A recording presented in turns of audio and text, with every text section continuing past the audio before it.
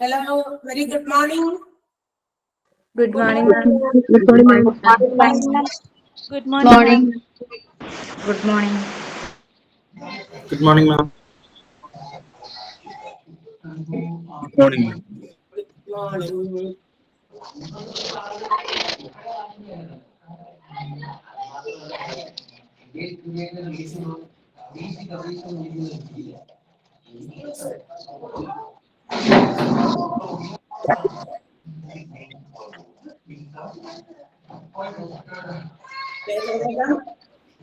Still, if not joining, പെട്ടെന്നാകട്ടെ.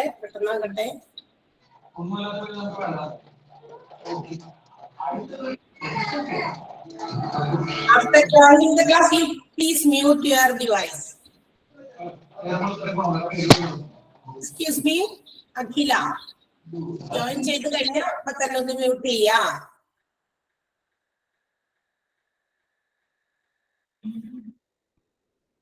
Good morning, ma'am. Good morning.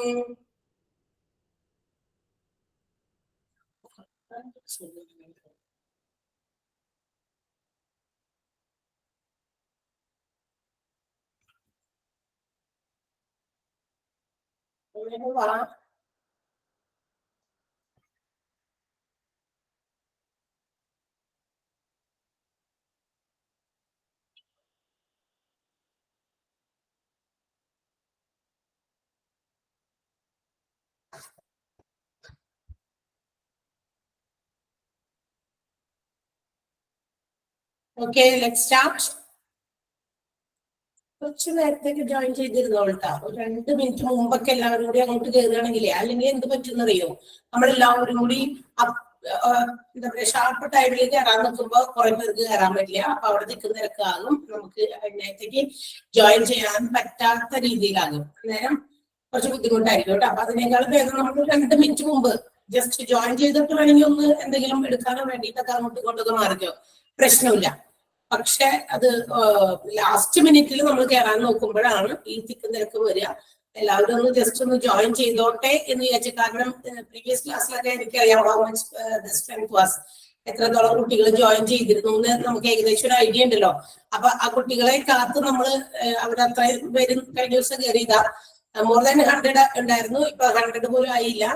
അപ്പൊ നമ്മൾ അതിനു വേണ്ടി കുറച്ചു നേരം വെയിറ്റ് ചെയ്യും. അപ്പൊ നിങ്ങൾ എന്ത് ചെയ്യാ, അങ്ങനെ നമ്മൾ വെയിറ്റ് ചെയ്ത് 2-3 മിനിറ്റ് നമ്മൾ വെറുതെ പാഴാക്കുന്നത്. അതിനേക്കാളും വേഗം 2 മിനിറ്റ് മുമ്പ് കയറിക്കോ. ഓക്കെ, അതും കൂടി ഒന്ന് ശ്രദ്ധിച്ചേക്കാട്ടോ. അതൊന്ന് ഓപ്പൺ ആക്കി വെച്ച് കഴിഞ്ഞാൽ കുഴപ്പമില്ല. ഒരു 5 മിനിറ്റ് മുമ്പോ, ഇതെനിക്ക് തോന്നുന്നു ഒരു 10-15 മിനിറ്റ് മുമ്പ് ഓൾറെഡി ഇത് ഓപ്പൺ ആയിരിക്കും നിങ്ങൾക്ക് വേണ്ടിയിട്ട് നിങ്ങളുടെ ക്ലാസ്സസിലേക്ക്. അപ്പൊ അതുകൊണ്ട് ആ സമയത്ത് ഒരു 2-3 മിനിറ്റ് മുമ്പ് നിങ്ങളൊന്ന് കയറാം. കൂടുതൽ മിനിറ്റ് മുമ്പ് കയറാൻ പറയുന്നില്ല. ആ ഒരു സമയമെങ്കിൽ നിങ്ങളൊന്ന് ശ്രദ്ധിച്ച് കയറാൻ നോക്കാം. ഓക്കെ, അതർവൈസ് നമുക്ക് കറക്റ്റ് ടൈമിൽ നമ്മുടെ ക്ലാസ്സസ് സ്റ്റാർട്ട് ചെയ്യാൻ പറ്റില്ല. നമുക്ക് സ്റ്റോപ്പ് ചെയ്യൽ കറക്റ്റ് ചെയ്യേണ്ടി വരും. കാരണം അത് മറ്റേ ടീച്ചറിന് കൂടിയും ക്ലാസ് എടുക്കണമല്ലോ. അതുകൊണ്ട് ടൈം നമുക്ക് കൺസ്യൂം ചെയ്യാൻ പറ്റില്ല. സോ അതൊക്കെ നമ്മളൊന്ന് ശ്രദ്ധിക്കുക. നമ്മൾ ക്ലാസ്സിലൊക്കെ പഠിക്കുമ്പോ അങ്ങനെയല്ലേ, കറക്റ്റ് ഫസ്റ്റ് ബെല്ലടിക്കുന്നതിന് മുമ്പ് ചെല്ലണം അല്ലെ, ഒരു കൃത്യതയ്ക്കല്ലേ. You just feel that you are in a classroom. Okay, നമ്മളൊരു ക്ലാസ്സിന് വേണ്ടിയിട്ട് അറ്റൻഡ് ചെയ്തിരിക്കുകയാണ്. ഡിസ്റ്റന്റ് ആയിട്ടുള്ള സ്ഥലങ്ങളിലാണ് നമ്മൾ എന്നുള്ളത് കൊണ്ടാണ് നമുക്ക് ഇങ്ങനെ ഒരു ഓൺലൈൻ ക്ലാസ്സുകൾ എടുക്കേണ്ടി വരുന്നത്. ആർച്ച ഒന്ന് മ്യൂട്ട് ചെയ്യാമോ? ആർച്ച മോൾ ഒന്ന് മ്യൂട്ട് ചെയ്യോ പ്ലീസ്. ജോയിൻ ചെയ്യുന്നവര് ജോയിൻ ചെയ്ത അപ്പൊ തന്നെ ചെയ്യേണ്ട കാര്യം മ്യൂട്ട് ചെയ്യുക എന്നുള്ളതാണ്. അപ്പൊ തന്നെ Archa still it is not mute. ഒന്ന് മ്യൂട്ട് ചെയ്യുക, അല്ലെങ്കിൽ ഞാൻ പറയുന്നത് ഇവിടെ ബ്രേക്ക് ചെയ്ത് വരും. സൗണ്ട് ഒക്കെ ക്ലിയർ ആണോ എന്നൊക്കെ ചെക്ക് ചെയ്യാനൊക്കെ കൂടി വേണ്ടിയിട്ടാണ് നമ്മൾ ക്ലാസ് തുടങ്ങുന്നതിന് മുമ്പ് കുറച്ച് കാര്യങ്ങൾ ഇങ്ങനെയൊക്കെ ഒന്ന് പറഞ്ഞുകൊണ്ടിരിക്കുന്നത്. അങ്ങനെ പറയുമ്പോൾ തന്നെ കുട്ടികൾ അവിടെ റെസ്പോണ്ട് ടീച്ചറെ ബ്രേക്ക് ചെയ്ത് പോകുന്നു, സൗണ്ട് ക്ലിയർ ആകുന്നില്ല എന്ന്. നമ്മുടെ ടോപ്പിക്കിലേക്ക് വരുന്നതിന് മുമ്പ് അത്തരം ക്ലിയറൻസ് ഒക്കെ നടത്തി കഴിഞ്ഞാൽ നമുക്ക് ബുദ്ധിമുട്ടില്ലാതെ ക്ലാസ് എന്താ പറയുക ഇടയ്ക്ക് വെച്ച് തടസ്സങ്ങളില്ലാതെ ക്യാരി ഓൺ ചെയ്യാൻ പറ്റും. മ്യൂട്ട് ചെയ്യാൻ പറ്റുന്നില്ല ആർച്ച? Okay, very good. ചിലപ്പോ നമ്മളെ പെട്ടെന്ന് ഇങ്ങനെ ധൃതിക്കൊക്കെ ചെയ്യുമ്പോൾ ഹാങ് ആയി വരും. അപ്പൊ ജസ്റ്റ് ഒന്ന് നമ്മൾ ബാക്ക് പോയിട്ട് ഒന്നുകൂടി ജോയിൻ ചെയ്യുകയൊക്കെ ചെയ്യാം. ഓക്കെ, സോ നമ്മുടെ ക്ലാസ്സിലേക്ക് വീണ്ടും നമുക്ക് സ്റ്റാർട്ട് ചെയ്യാം. നമ്മള് ഇവിടെ ഒരു പേജ് ഒക്കെ ഡിസ്പ്ലേ ചെയ്തിരുന്നു. ഇത് ടോപ്പിക് നമ്മൾ എടുത്തുകൊണ്ടിരിക്കുന്നത് what is the name of our topic? Biya ഒന്ന് പറയാമോ? ചോദിക്കുന്നവർ മാത്രം ആൻസർ ചെയ്യാൻ നോക്കുക, സോ ദാറ്റ് അത് ആർക്കും ഡിസ്റ്റർബൻസ് ഉണ്ടാവില്ല. ബിയ ഒരാളെ വിളിക്കുമ്പോ അവരില്ലെങ്കിൽ വിതിൻ അപ്പൊ തന്നെ ഞാൻ അടുത്ത ആളെ വിളിക്കും കേട്ടോ. ബിജ, ബിയ, ബിജ, ബിജ ഉണ്ടോ? ബിജ, നമ്മൾ എടുത്തുകൊണ്ടിരിക്കുന്ന ടോപ്പിക്കിന്റെ പേര് ഹോസ്പിറ്റൽ ഡിപ്പാർട്ട്മെന്റ്. Hello ma'am. വിജയാണോ ഉത്തരം പറഞ്ഞത്? ബിജ വിളിച്ചു. ഓക്കെ, സോറി, കുഴപ്പമില്ല. അതെ, ഹോസ്പിറ്റൽ ഡിപ്പാർട്ട്മെന്റ്സ് ആണ്. മ്യൂട്ട് ചെയ്തോളൂ കേട്ടോ. ആൻസർ മ്യൂട്ട് ചെയ്തേക്ക് ഇപ്പൊ തന്നെ, സമയം നമ്മൾ കളയരുത്. അപ്പൊ നമ്മൾ ഹോസ്പിറ്റൽ ഡിപ്പാർട്ട്മെന്റ്സിനെ കുറിച്ചിട്ട് കഴിഞ്ഞ നമ്മളിപ്പോ ഒരു ടോപ്പിക് നമ്മൾ സ്റ്റാർട്ട് ചെയ്തത്. There are different departments in a hospital and according to the services provided, the hospital departments are classified into എത്രയാണ് ഹോസ്പിറ്റൽ ഡിപ്പാർട്ട്മെന്റ്സിനെ ബ്രോഡ് ആയിട്ട് ക്ലാസിഫൈ ചെയ്തിരിക്കുന്നത്? പറയാമോ? ഭഗത് എന്ന് പറയാമോ? ഒരു ആൺകുട്ടിയെ വിളിച്ചു നോക്കട്ടെ, റെസ്പോണ്ട് ചെയ്യുമോ നോക്കട്ടെ. Can you answer? ഭഗത് ആൺകുട്ടിയല്ല ആണ്. ഓക്കെ, 3 ആയിട്ടാണ്. Can you say which are they? ഏതൊക്കെയാണ് ആ 3 ക്ലാസിഫിക്കേഷൻസ്? ഭഗത്തിനൊന്ന് പറയാമോ? ആ സൗണ്ട് ഒന്ന് കേട്ടോട്ടെ. ജനറൽ,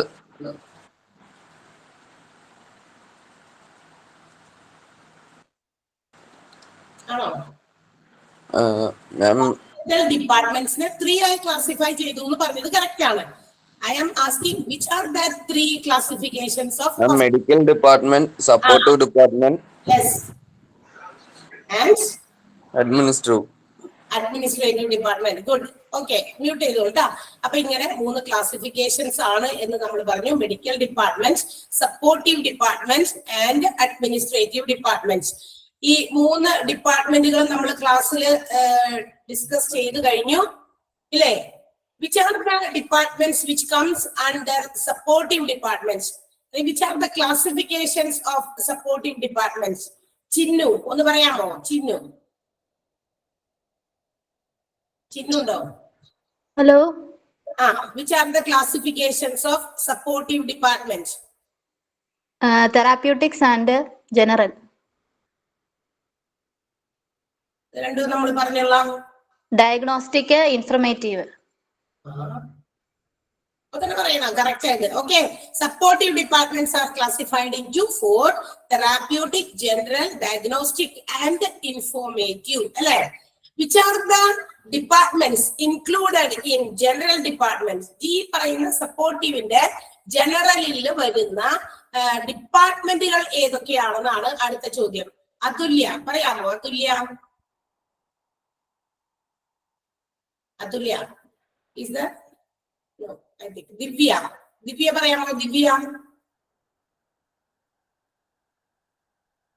ഇല്ല. ദിവ്യ ഇല്ല. അടുത്തത് ഫാത്തിമ പറയാമോ? CSD, kitchen, laundry, security, maintains mortuary, housekeeping. CSSD, housekeeping, kitchen, laundry, security, maintenance and mortuary. Okay, ഇതൊക്കെയാണ് നമ്മുടെ ജനറൽ. സപ്പോർട്ടീവിനകത്ത് ജനറൽ വിഭാഗത്തിൽ ഉൾപ്പെടുന്ന ഡിപ്പാർട്ട്മെന്റുകളാണ് നമ്മൾ ഈ പറഞ്ഞതൊക്കെ. Okay, and what is the full form or expanded form of CSSD? ഫർസി അല്ലെ? ഫർസി പറയാമോ? Central Sterile Supply Department. Very good. Central sterile supply department, അതിന് വേണ്ടിയിട്ടുള്ളതാണ് നമ്മളുടെ ജനറൽ വരുന്ന CSSD. അതിന്റെ എക്സ്പാൻഡഡ് ഫോം ആണ്. നമ്മൾ കഴിഞ്ഞ ക്ലാസ്സിൽ പറഞ്ഞതാ. And which are the 2 classifications which comes under diagnostic department? Diagnostic ഡിപ്പാർട്ട്മെന്റിന്റെ കീഴിൽ വരുന്നത് ഏതൊക്കെയാണ് അല്ലെങ്കിൽ എത്ര എണ്ണം ഉണ്ട് അറിയാമോ? രാധീഷ എന്ന് പറയാമോ? കുറച്ച് നല്ല നല്ല പേരുകളൊക്കെ ഒന്ന് നോക്കി, ഞാൻ കേൾക്കാത്ത പേരുകളൊന്ന് വിളിച്ചു നോക്കിയതാണ്. രാധേശുണ്ടോ? Laboratory radiology. Very good. Laboratory and radiology comes under the heading diagnostic. Diagnostic അതായത് കൊടുക്കുന്ന എന്താ പറയാ, നമ്മുടെ രോഗം എന്താണെന്ന് നിവാരണം ചെയ്തെടുക്കാനുള്ള രണ്ട് രീതിയിലുള്ള ഡിപ്പാർട്ട്മെന്റ് ആണ്. രണ്ട് രീതി എങ്ങനെയാണെന്ന് ഞാൻ പറഞ്ഞു തന്നിരുന്നു.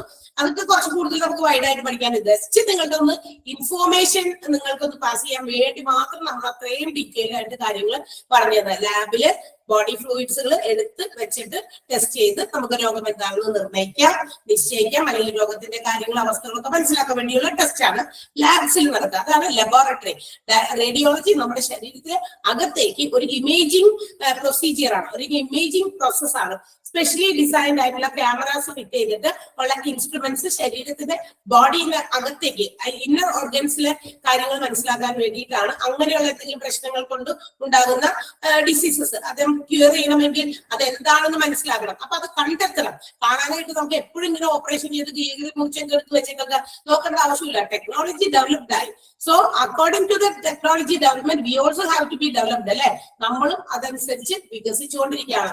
അപ്പൊ ഓരോ മേഖലകളും ഹോസ്പിറ്റൽസിൽ മാത്രമല്ല, നമ്മൾ ഏത് ഓർഗനൈസേഷൻ എടുത്താലും പണ്ട് ട്രഡീഷണൽ ആയിട്ട് ഫോളോ ചെയ്തിരുന്ന കുറെ കാര്യങ്ങളൊക്കെ മാറ്റി ഇൻസ്റ്റഡ് അവിടെയൊക്കെ പുതിയ പുതിയ ടെക്നോളജീസ് റീപ്ലേസ് ചെയ്തു എന്നുള്ളത് മനസ്സിലാക്കുക.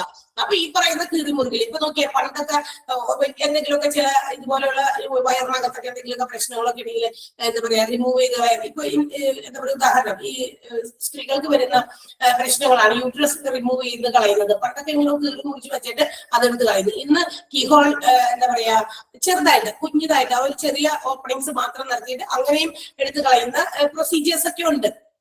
അപ്പൊ ഒത്തിരി ടെക്നോളജി മാറുന്ന ടെക്നോളജിയോടൊപ്പം നമ്മളും മാറിക്കൊണ്ടിരിക്കുകയാണ്. സോ ദാറ്റ് അങ്ങനെ വന്നപ്പോ ഈ സ്പെഷ്യലി ഡിസൈൻഡ് ആയിട്ടുള്ള ക്യാമറാസ് ഉപയോഗിച്ച് ഇന്നർ ഓർഗൻസിലെ ഏതെങ്കിലും തരത്തിലുള്ള ഫോൾട്ടുകളൊക്കെ നമുക്ക് എന്തൊക്കെയോ ഉണ്ടെങ്കിൽ അല്ലെങ്കിൽ നമ്മളുടെ രോഗത്തിന്റെ കാരണമാകാവുന്ന എന്തെങ്കിലും പ്രശ്നം അകത്തുണ്ടോ എന്ന് മനസ്സിലാക്കാനൊക്കെ വേണ്ടിയിട്ടുള്ള ഒരു ഡിപ്പാർട്ട്മെന്റ് ആണ് radiology. It comes under diagnostic in supportive department. Supportive ഡിപ്പാർട്ട്മെന്റിലെ ഡയഗ്നോസ്റ്റിക് വിഭാഗത്തിലാണ് ലബോറട്ടറിയും റേഡിയോളജിയും വരിക എന്ന് നമ്മൾ പറഞ്ഞു. ആൻഡ് ദ തേർഡ് ക്ലാസിഫിക്കേഷൻ, നമ്മുടെ ഹോസ്പിറ്റൽ ഡിപ്പാർട്ട്മെന്റിന്റെ മൂന്നാമത്തെ ക്ലാസിഫിക്കേഷൻ ആയിരുന്നു നമ്മൾ പറഞ്ഞത്. ഏതായിരുന്നു മൂന്നാമത്തേത്? നിമിഷ പറയാമോ? Third classification of hospital department. Third classification of hospital departments. Administrative. നമ്മൾ എടുത്തില്ലേ? ഞാൻ പറഞ്ഞിരുന്നോ? അപ്പൊ വേഗം ചാടി പറയണം. ഇതൊക്കെ ഞാൻ എടുത്തതാ. ഞാൻ ഇനി എടുക്കാത്തത് എന്തെങ്കിലും ചോദിക്കണ്ടോ എന്ന് അറിയാൻ വേണ്ടി ഞാനിങ്ങനെ കൺഫ്യൂസ്ഡ് ആയിട്ടിരിക്കുന്നത്. അപ്പൊ എടുത്തത് ഞാൻ ഇവിടെ നോട്ട് ചെയ്ത് വെക്കുന്നുണ്ട്. ഒരുപാട് ക്ലാസ്സസ് ഉള്ളതല്ലേ, നമ്മളിവിടെ നോട്ട് ചെയ്ത് വെക്കണം. എവിടെ ഏത് ക്ലാസ്സിൽ എവിടെ വരെ എടുത്തു, എല്ലാ ക്ലാസ്സിലും ആ പക്ക അവിടെ തന്നെ വെച്ച് നമുക്ക് നിർത്താൻ പറ്റില്ല. ഓക്കെ, അപ്പൊ അതുകൊണ്ട് നമ്മൾ കുറച്ച് മാറ്റങ്ങളൊക്കെ വരുത്തി നമ്മൾ എന്ത് ചെയ്യും, ആ എന്താ പറയാ കുറച്ച് ചിലപ്പോ ഒരു 2-3 സെന്റൻസോ ഒരു കുഞ്ഞു ടോപ്പിക്കോ ഒക്കെ ചിലപ്പോ എന്തായി പോകും, വലുതായി പോകും, കുറച്ച് കൂടുതൽ എടുക്കേണ്ടി വരും. അപ്പൊ അത്തരം ഇതൊക്കെ ഉണ്ടാകും. അല്ലാതെ നമ്മൾ ഇങ്ങനെ എഴുതി നോട്ട് ചെയ്ത് വെക്കും എവിടെ വരെ എടുത്തു എവിടെ വരെ എടുത്തു. അപ്പൊ third classification of hospital department is administrative department. മൂന്നാമത്തെ ക്ലാസിഫിക്കേഷൻ ആണ് അഡ്മിനിസ്ട്രേറ്റീവ് ഡിപ്പാർട്ട്മെന്റ് എന്ന് പറയുന്നത്. ക്ലിയർ ആണോ? Okay, so which are the classifications under administrative? വീണ്ടും നമ്മുടെ അഡ്മിനിസ്ട്രേറ്റീവ് എന്ന് പറയുന്ന ഹോസ്പിറ്റൽ ഡിപ്പാർട്ട്മെന്റില് എന്താ പറയാ ഡിപ്പാർട്ട്മെന്റുകളെ 3ആയിട്ട് ക്ലാസിഫൈ ചെയ്തിട്ടുണ്ട്. ഏതൊക്കെയാണത്? സാരംഗ് ഒന്ന് പറയാമോ? Sarang. Administrative, finance, human resource. Yes, administrative, finance and human resource. ഈ മേഖലകളിലൊക്കെ ആകെ കൂടി ഒരു മാനേജ്മെന്റ് ചെയ്യുക എന്നുള്ളതാണ്.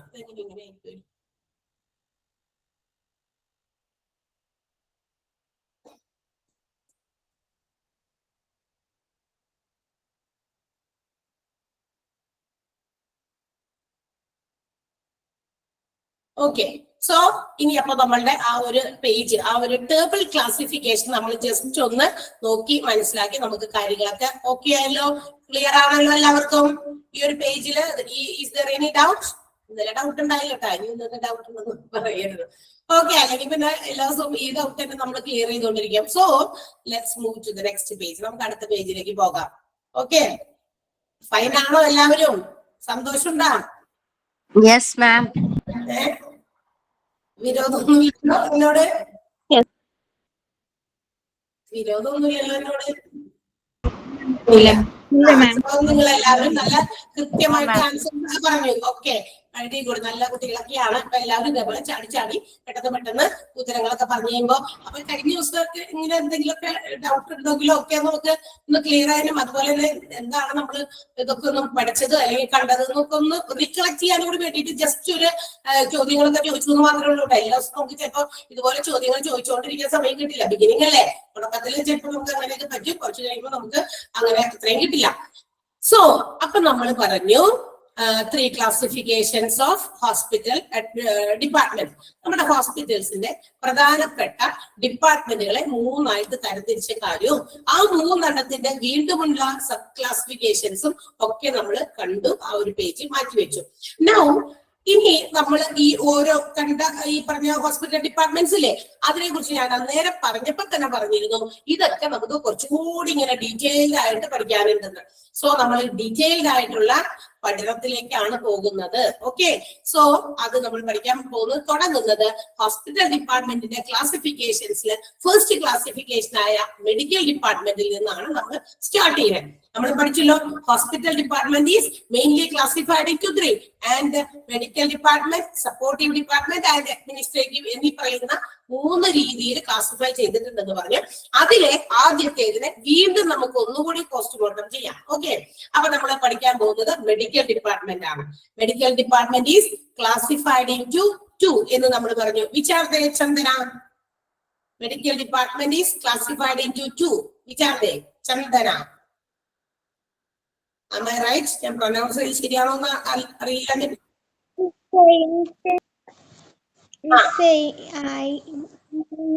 Inpatient services, outpatient OPD and out off ചെയ്തോട്ടാ, മ്യൂട്ട് ചെയ്തോട്ടാ. OPD ആൻഡ് IPD ഇങ്ങനെ 2 ക്ലാസിഫിക്കേഷൻസ് ആണ് മെഡിക്കൽ ഡിപ്പാർട്ട്മെന്റിനുള്ളത്. അപ്പൊ നമുക്ക് അറിയണം OPD, what are the services provided through OPD in A hospital.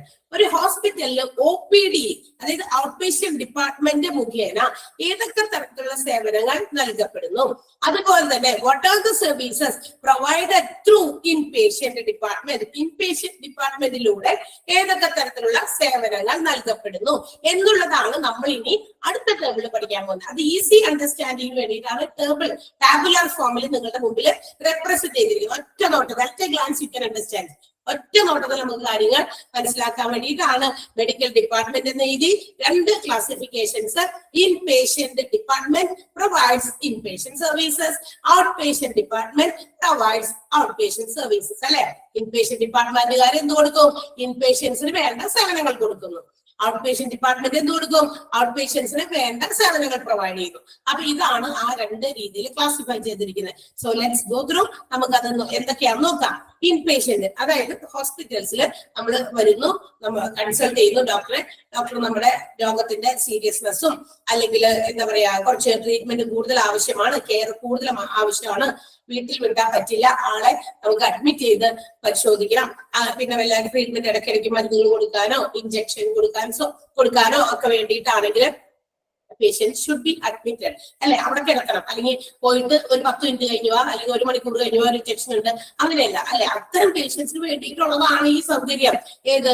പേഷ്യന്റിനെ admit ചെയ്ത് അവർക്ക് എന്ത് ചെയ്യാം? വിദഗ്ധമായിട്ടുള്ള പരിശോധനകളും അവരുടെ കാര്യങ്ങളൊക്കെ അവർക്ക് നടത്താൻ പറ്റും. സോ ദാറ്റ് ഇത്തരം പേഷ്യൻസിനെ will be admitted in the hospital. അവർക്ക് റൂംസോ വാർഡ്സോ എന്താണോ അവർക്ക് വേണ്ടത് അതനുസരിച്ച് അവർക്ക് പ്രൊവൈഡ് ചെയ്യുന്നു, അവൈലബിൾ ആകുന്ന രീതിയിൽ പ്രൊവൈഡ് ചെയ്യുന്നു. ചില ആളുകൾക്ക് ഡിമാൻഡ് ചെയ്യും കേട്ടോ, ഇന്ന റൂമുകളുണ്ടോ, ഞങ്ങൾക്ക് റൂം തന്നെ വേണം. ചിലർക്ക് അത്ര എക്സ്പെൻസീവ് ആണെങ്കിൽ അവർക്ക് അഫോർഡ് ചെയ്യാൻ പറ്റില്ലെങ്കിൽ അവർ പറയും വാർഡ്സ് ആയാലും നെസസറി ആയിട്ടുണ്ടെങ്കിൽ ഞങ്ങൾക്ക് അത്ര വലിയ കമ്പൽസറി ഒന്നുമില്ല, ഞങ്ങൾക്ക് അതായാലും കുഴപ്പമില്ല, എന്താ പറയാ നമ്മുടെ രോഗം മാറി പോകാൻ വേണ്ടിയിട്ട്. ഓക്കെ, ചില ആളുകൾക്ക് വാർഡ്സിലേക്ക് പോകാനുള്ള ബുദ്ധിമുട്ടൊക്കെ ഉണ്ട്. അപ്പൊ അത്തരം കാര്യങ്ങളിൽ അങ്ങനെയാണെങ്കിൽ അങ്ങനെ. അപ്പൊ അവൈലബിലിറ്റി അനുസരിച്ച് പേഷ്യൻസിനെ അഡ്മിറ്റ് ചെയ്യുന്നു, അത് വാർഡ്സിലോ അല്ലെങ്കിൽ റൂംസിലോ ഒക്കെയാണ്. അപ്പൊ അങ്ങനെയാണെങ്കിൽ when a patient is admitted in the hospital, what are the services to be provided? എന്നുള്ള നിലയിൽ അങ്ങനെ അഡ്മിറ്റ് ചെയ്യപ്പെടുന്ന പേഷ്യൻസിന് എന്തൊക്കെ സേവനങ്ങൾ ലഭ്യമാകാം എന്നാണ് നമ്മൾ പറയുന്നത്. And it includes patient rooms, patient wards, intensive care units, operation theatres, labor rooms and maternity wards. പ്രധാനമായിട്ടുള്ള കാര്യങ്ങളാണ് പറയുന്നത്. ഒരു ഹോസ്പിറ്റൽസിൽ അത്യാവശ്യം പേഷ്യൻസിനെ കിടത്തി ചികിത്സിക്കുന്ന ഹോസ്പിറ്റൽ ആണെങ്കിൽ തീർച്ചയായിട്ടും അത്യാവശ്യം നെസസറി ആയിട്ട് വേണ്ട കുറച്ച് സേവനങ്ങളാണ് ഈ പറഞ്ഞത്. ഏതാ? Patient rooms, patient wards, intensive care units, operation theatres, labor rooms and maternity wards. As the name നമുക്കറിയാം, ഈ പേര് കേൾക്കുമ്പോൾ തന്നെ ഈ പറയുന്ന എല്ലാം തന്നെ ഏകദേശം നമുക്ക് എല്ലാവർക്കും അറിയാവുന്ന കാര്യങ്ങളാണ്. ഞാൻ കൂടുതൽ എക്സ്പ്ലെയിൻ ചെയ്യേണ്ട ആവശ്യമില്ല. പക്ഷെ എങ്കിൽ ജസ്റ്റ് എന്റെ ഒരു റെസ്പോൺസിബിലിറ്റി, എന്റെ ഒരു ഡ്യൂട്ടി എന്നതുപോലെ ഞാൻ വെറുതെ ഒന്ന് പറഞ്ഞേക്കാം. പേഷ്യന്റ് റൂംസ് എന്താ? When a patient is admitted in the hospital, they should be provided rooms with the adequate facilities. അല്ലെ? ആവശ്യത്തിന് സൗകര്യങ്ങളുള്ള റൂമുകൾ പേഷ്യന്റിനെ അഡ്മിറ്റ് ചെയ്യാനായിട്ട് ഉണ്ടെങ്കിൽ അത് കൊടുക്കണം. അഡ്മിറ്റ് ചെയ്തിട്ടുണ്ടെന്ന് പറഞ്ഞു ഇവിടെ റൂം ഇല്ല, വരാന്തയിൽ എവിടെയെങ്കിലും കിടന്നു എന്ന് പറയുന്നത് അത്ര ശരിയായ രീതിയല്ല. ചില ഹോസ്പിറ്റൽസിൽ, ഇപ്പൊ ഗവൺമെന്റ് ഹോസ്പിറ്റലിലൊക്കെ ചിലപ്പോഴൊക്കെ, ഇപ്പൊ അതൊന്നും ഇല്ല കേട്ടോ, പണ്ടൊക്കെ നമ്മൾ അങ്ങനെ കണ്ടിട്ടുണ്ട്.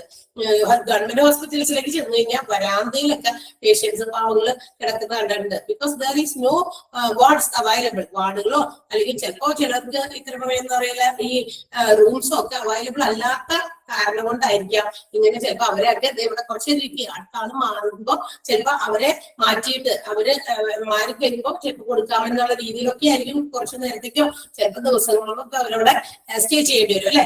അപ്പൊ patient if they are going to be admitted, അവർക്ക് അഡ്മിറ്റ് ചെയ്യുന്നുണ്ടെങ്കിൽ ദേ ഹാവ് ടു അണ്ടർസ്റ്റാൻഡ്, അതായത് they have to know whether there is available rooms or wards. അവിടെ പേഷ്യൻസിനെ കിടത്താൻ സൗകര്യപ്രദമായ രീതിയിൽ മുറികളുണ്ടോ വാർഡുകളുണ്ടോ. ഈ വെറുതെ മുറിയും വാർഡും കൊടുത്തിട്ട് കാര്യമില്ല. നമുക്ക് അവിടെ പോയി ബെഡ് ഉണ്ട്, തലേണുണ്ട്, അവിടെ പോയി കിടന്നാൽ മാത്രം മതിയോ?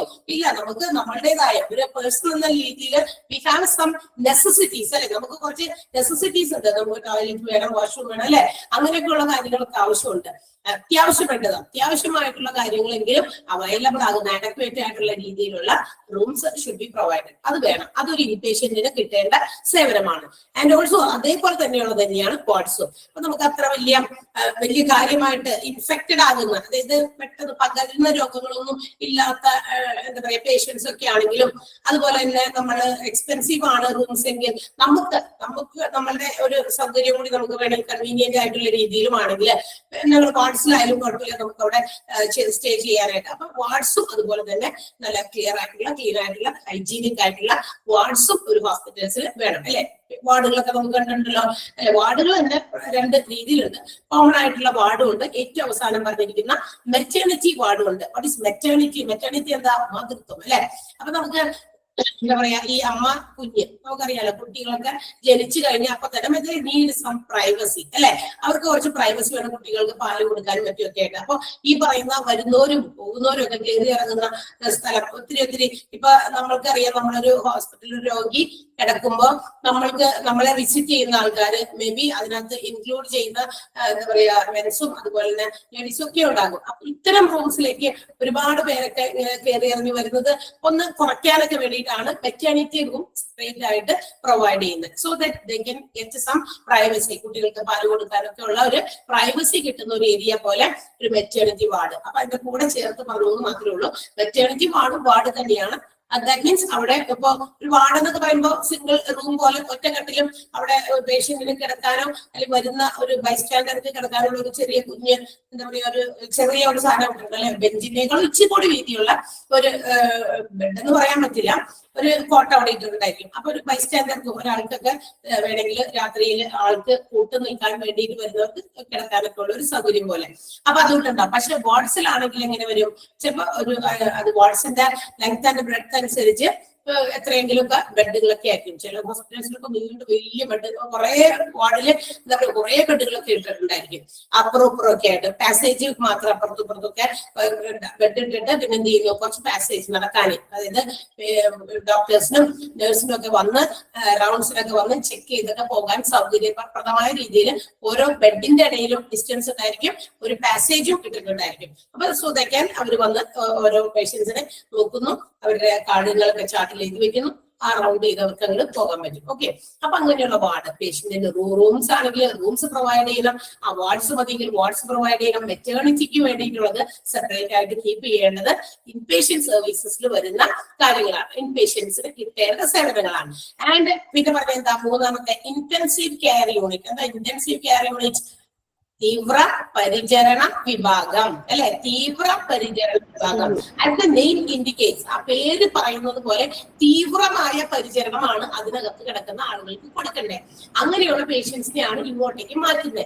അതായത് ഇപ്പോ ചിലപ്പോ ചില ഓപ്പറേഷൻ ഒക്കെ കഴിഞ്ഞു, അപ്പൊ ഓപ്പറേഷൻ കഴിഞ്ഞെങ്കിലും അവര് ശരിയായ റിക്കവറി പൊസിഷൻസിലേക്ക് വന്നിട്ടില്ല എങ്കിൽ, ആള് ശരിയായ സ്റ്റേബിൾ ആയിട്ടുള്ള ഒരു നിലയിലേക്ക് വന്നിട്ടില്ല എങ്കിൽ അത് വരുന്നത് വരെ they should be given proper or intensive care തന്നെയാണ്. അപ്പൊ അത് തന്നെ നമ്മൾ ഉപയോഗിക്കണം അല്ലെ. Intensive treatment or care should be given. അവർക്ക് ഇന്റൻസീവായ തീവ്രമായ പരിചരണം കൊടുത്തേ മതിയാകൂ.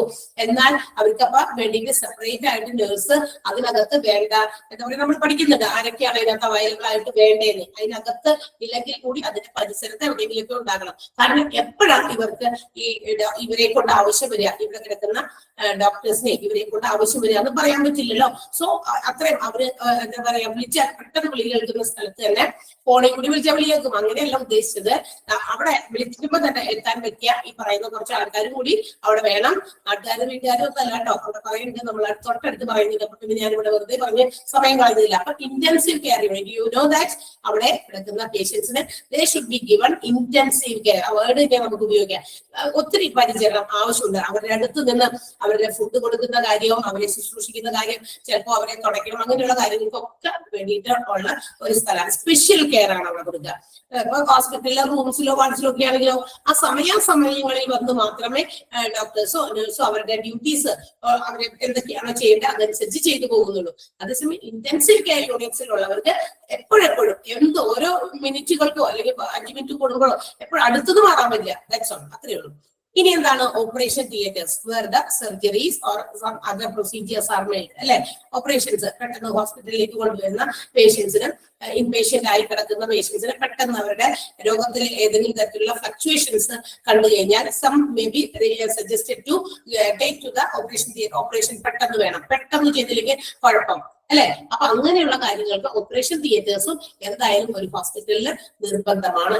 ഇൻപേഷ്യന്റ് ആയിട്ട് കിടക്കുന്ന പേഷ്യൻസ് ഉണ്ടെങ്കിൽ തീർച്ചയായിട്ടും ഓപ്പറേഷൻ തിയേറ്റേഴ്സ് അവൈലബിൾ ആയിരിക്കണം എന്നുള്ളതാണ്. അല്ലെങ്കിൽ ഹോസ്പിറ്റൽസിന്റേതായ ഒരു പോരായ്മ, ലിമിറ്റേഷനായി മാറുന്നത്. അപ്പൊ operation theatres are also provided to the inpatients. ഇൻപേഷ്യൻസിന് കൊടുക്കുന്ന സേവനങ്ങളിൽ ഒന്നാണ് operation theatre. Next one is labour rooms. Labour rooms അറിയാം അല്ലെ, സ്ത്രീകൾക്ക് അവരുടെ ഡെലിവറി ടൈമിൽ അവരെ കയറ്റുകയും അല്ലെങ്കിൽ ഡെലിവറി അടുക്കാറാകുമ്പോഴൊക്കെ പോയി പലതരത്തിലുള്ള സ്കാനിങ്സും അതുപോലെ ടെസ്റ്റുകളോ അല്ലെങ്കിൽ എന്താ പറയുക പരിശോധനകളോ ഒക്കെ നടത്തുന്നതിന് വേണ്ടിയിട്ട് വരുന്ന ഒരു റൂമാണ് ലേബർ റൂം എന്ന് പറയുന്നത്. അപ്പൊ അത്തരം വിഭാഗത്തിൽപ്പെട്ട ആളുകൾക്ക് മാത്രമുള്ള ഒരു പ്രൈവറ്റ് റൂമാണ് ലേബർ റൂം എന്ന് പറയുന്നത്. പ്രസവം നടക്കുന്നതൊക്കെ ഇവിടെ വെച്ചിട്ടായിരിക്കും. അപ്പൊ ഇതൊക്കെ അവിടെ എന്താ പറയുക, നമുക്ക് പ്രസവത്തിന് ഓടി അങ്ങോട്ട് ചെല്ലാലല്ലോ. ചിലതൊക്കെ അങ്ങനെ ആക്സിഡന്റലി സംഭവിക്കുന്നതുകൊണ്ട് അത് നമ്മൾ വിചാരിക്കാതെ പെട്ടെന്ന് ഉണ്ടാകും. അല്ലാന്നുണ്ടെങ്കിൽ നമ്മൾ 2-3 ദിവസമോ ഡേറ്റ് എന്നത് പറഞ്ഞിട്ടുണ്ട് ഡോക്ടർ. അപ്പൊ സോ വിൽ ഗോ, എന്താ പറയാ, തലേ ദിവസമോ ഒക്കെ നമ്മൾ പോയിട്ട് അഡ്മിറ്റ് ചെയ്യും. അപ്പൊ അത് ഇൻപേഷ്യന്റ് ആയല്ലോ. അവർക്ക് വേണ്ടിയിട്ടുള്ള എന്താ പറയാ ലേബർ റൂംസ് ഒക്കെ ഷുഡ് ബി അവൈലബിൾ. അതും ഇൻപേഷ്യന്റിന് കിട്ടുന്ന സർവീസസ് ആണ്. പിന്നെ നേരത്തെ പറഞ്ഞു മെറ്റേണിറ്റി വാർഡ് പറഞ്ഞല്ലോ. മെറ്റേണിറ്റി എന്ന് പറഞ്ഞാൽ കുട്ടികൾ അമ്മയും കുഞ്ഞുമായിട്ടിരിക്കുന്ന, അതായത് കുഞ്ഞ് ജനിച്ചു കഴിഞ്ഞാൽ അപ്പൊ തന്നെ after the birth, child birth, കുട്ടി ജനിച്ച അപ്പൊ തന്നെ കിട്ടേണ്ട ഒരു വാർഡാണ്. അവിടെ കുട്ടിക്കും അമ്മയ്ക്കും പ്രൈവസിയും മറ്റ് സെക്യൂരിറ്റിയും ഒക്കെ വേണ്ട ഒരു സ്ഥലം തന്നെയാണ്. അതുകൊണ്ട് this also should be provided in patient services. So the hospitals are very responsible. ഒരു ഹോസ്പിറ്റലിന്റെ ഉത്തരവാദിത്തമാണ് ഇൻപേഷ്യന്റ് ആയിരിക്കുന്ന പേഷ്യൻസിന് these all types of services are provide. ഈ തരം സേവനങ്ങൾ നൽകപ്പെടുന്നുണ്ട് കൃത്യമായി എന്ന് ഉറപ്പുവരുത്തണം, എൻഷുർ ചെയ്യണം. ഏതൊക്കെയാണത് ഇൻപേഷ്യൻസിന് കിട്ടുന്ന services? Patient rooms, patient wards, operation theatre, intensive care unit, labor rooms and maternity wards. Is it clear? Yes, miss. No. Yes. Maternity ഒന്നും കൂടെ പറഞ്ഞു വേണം. ഏതാ? മെറ്റേണിറ്റി ഇവിടെ ക്ലിയർ ആയിട്ട് കേൾക്കുന്നില്ല. മെറ്റേണിറ്റി അതെന്താ ക്ലിയർ ആയിട്ട് കേൾക്കാത്തെ? Is there any problem for any others? ഉണ്ടോ? മറ്റുള്ളവർക്ക് ആർക്കെങ്കിലും പ്രശ്നമുണ്ടോ? ഇല്ല മാം. ഇവിടെ റേഞ്ചിന്റെ മാഡം. ക്ലാരിറ്റി കുറവുണ്ടെങ്കിൽ അത് എല്ലാവർക്കും ഉണ്ടാകണം. ആർക്കെങ്കിലും അങ്ങനെ ഉണ്ടെങ്കിൽ ജസ്റ്റ് ഒന്ന് ഇൻഫോം ചെയ്യുക. ഇവിടെ നിങ്ങളൊന്ന് മെസ്സേജ് ആയിട്ടോ എന്തെങ്കിലും. ബാക്കി ആർക്കും പ്രശ്നമില്ലെന്നാണ് പറയുന്നത്. അപ്പൊ നമ്മള് അത് ഞാൻ ഇന്നലെ കുറച്ച് കാര്യങ്ങൾ പറഞ്ഞു ജിഷ. അപ്പൊ ഞാൻ പറഞ്ഞിരുന്നു എന്ത് ജസ്റ്റ് ഞാൻ കേട്ടായിരുന്നു. ഇതേ എനിക്ക് വിട്ടുപോകുന്നുണ്ട് മാഡത്തിന്റെ. ഹലോ ഹലോ അതാ പറയുന്നത് ജിഷ മ്യൂട്ട് ചെയ്തേ. ജിഷ ഒന്ന് മ്യൂട്ട് ചെയ്യും. ജിഷ മ്യൂട്ട് ചെയ്യും ഇപ്പൊ തൽക്കാലം. എന്നിട്ട് ഞാൻ പറയുന്നത് കേൾക്ക്.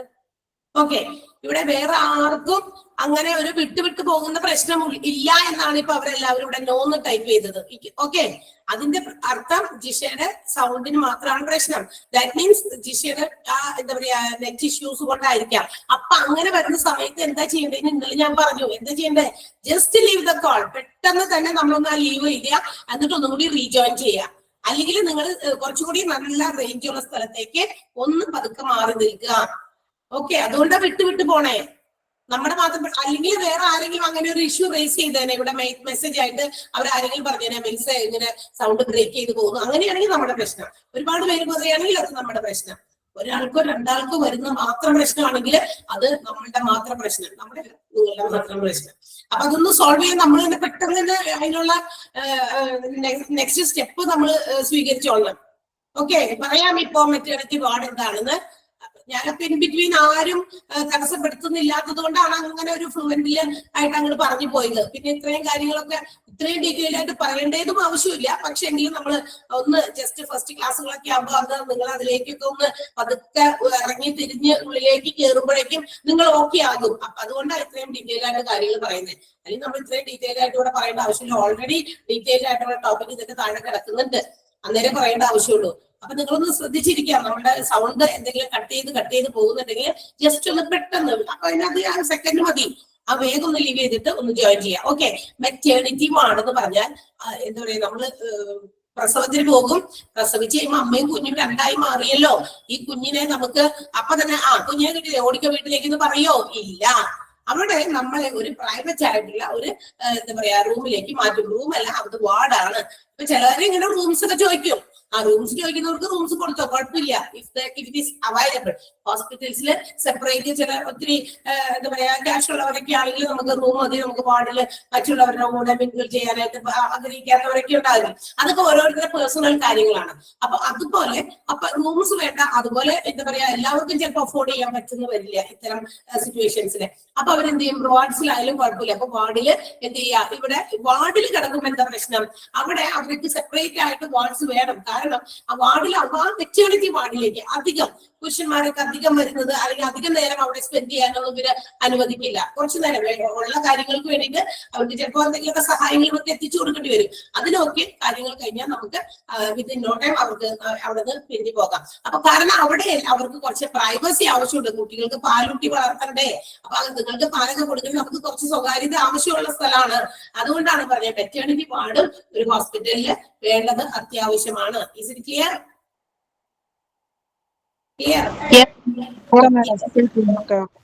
ഓക്കെ.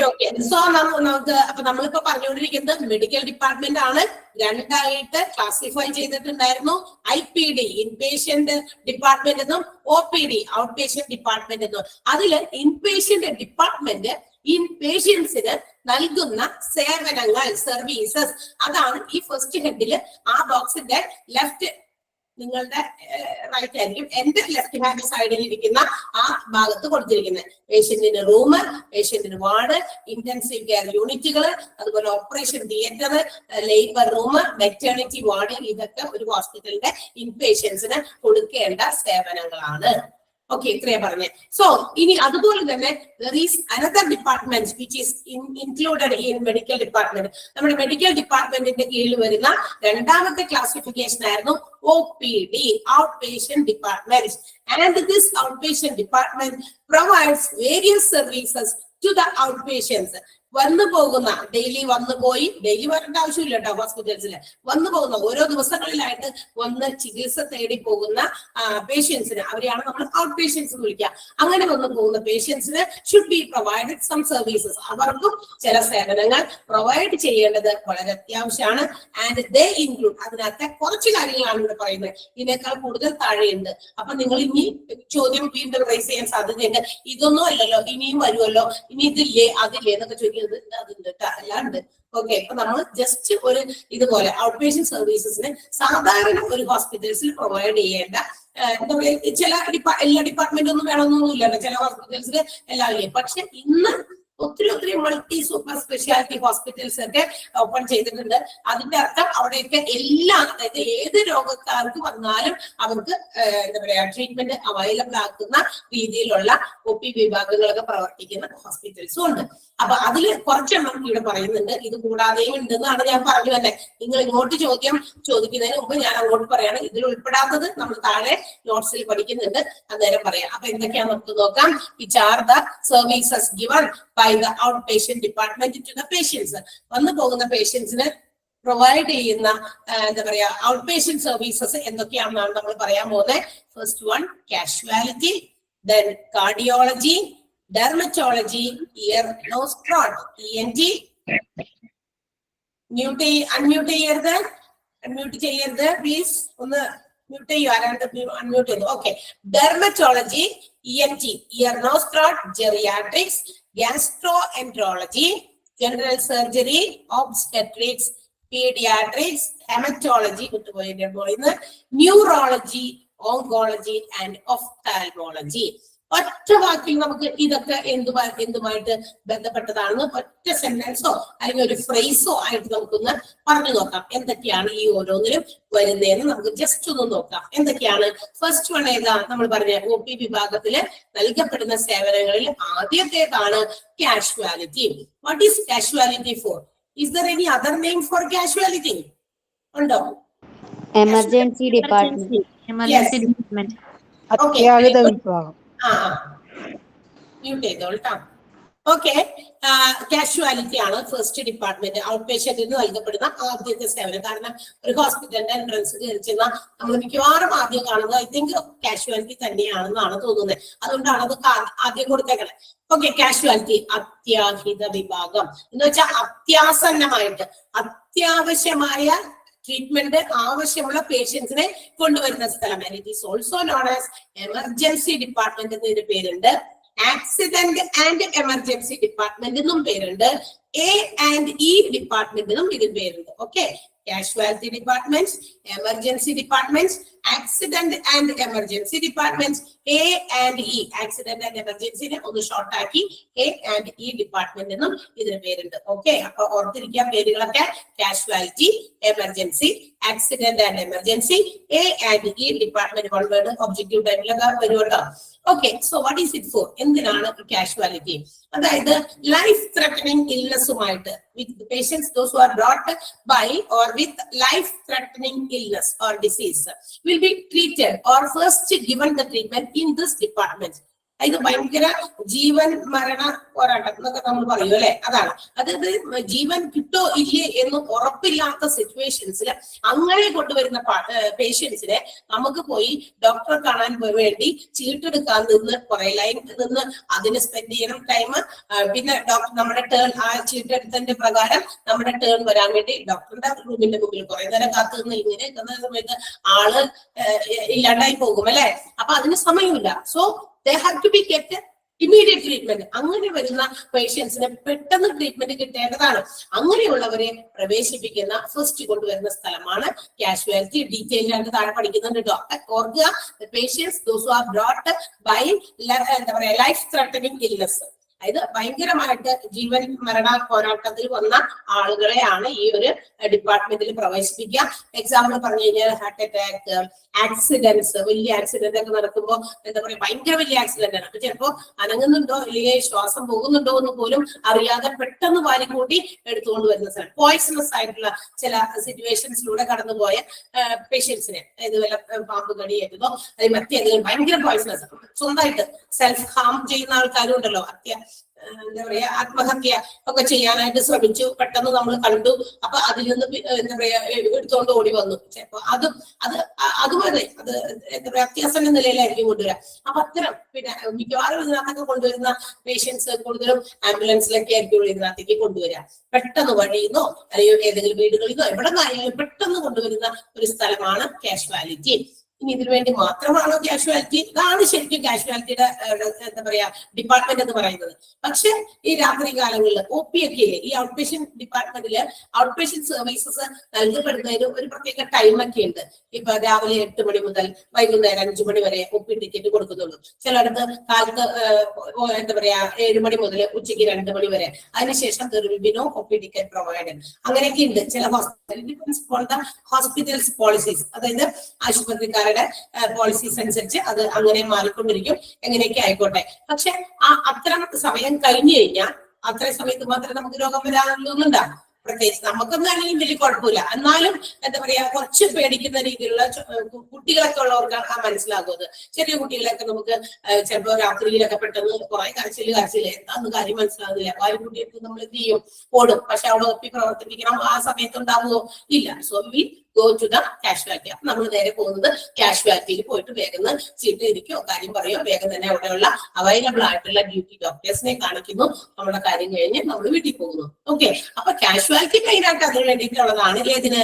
ആക്സിഡന്റുകൾ, അതുപോലെ തന്നെ പോയിസണസ് ആയിട്ടുള്ള കാര്യങ്ങൾ പെട്ട പേഷ്യൻസ്, അല്ലെങ്കിൽ എന്താ പറയാ എമർജൻസി ട്രീറ്റ്മെന്റ് വേണ്ട ഹാർട്ട് അറ്റാക്സ് പോലെയുള്ള രോഗങ്ങളുമായിട്ട് ആംബുലൻസിലേക്ക് പെട്ടെന്ന് കൊണ്ടുവരുന്ന ഡിപ്പാർട്ട്മെന്റ് ആണ് കാഷ്വാലിറ്റി. അതിന്റെ പേരുകളൊന്നും ഓർത്തിരിക്കുക. Emergency department, accident and emergency department, A&E department എന്നും ഒക്കെ പേരുണ്ട്. അപ്പൊ 4 പേരുകളും ഉണ്ടെന്ന് ഓർക്കുക. Okay. Next one, second one എന്താണ്? കാർഡിയോളജി ആണ്.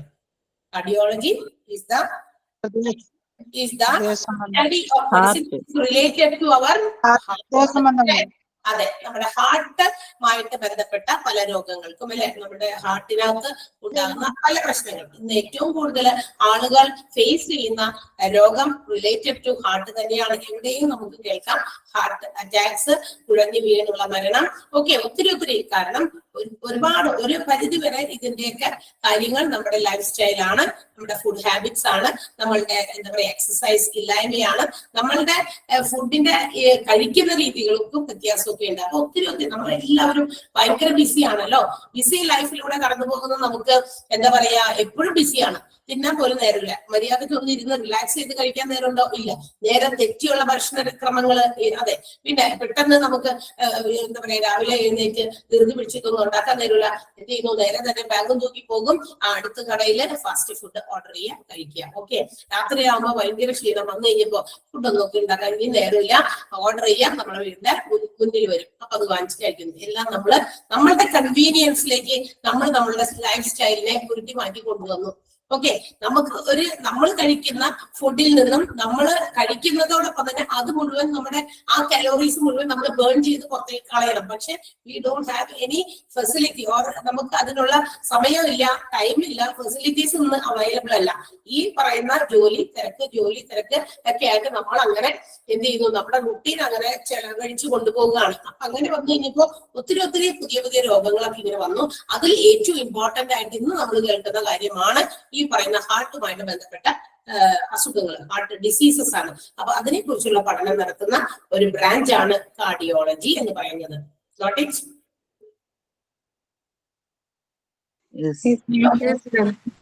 ഓക്കെ. ദെൻ നെക്സ്റ്റ് വൺ, അടുത്തത് കൂടി പറഞ്ഞു കഴിഞ്ഞ സമയമുണ്ടോ നോക്കാം. ഓക്കെ. ഡെർമറ്റോളജി ആണ്. ഡെർമറ്റോളജി എന്താണ്?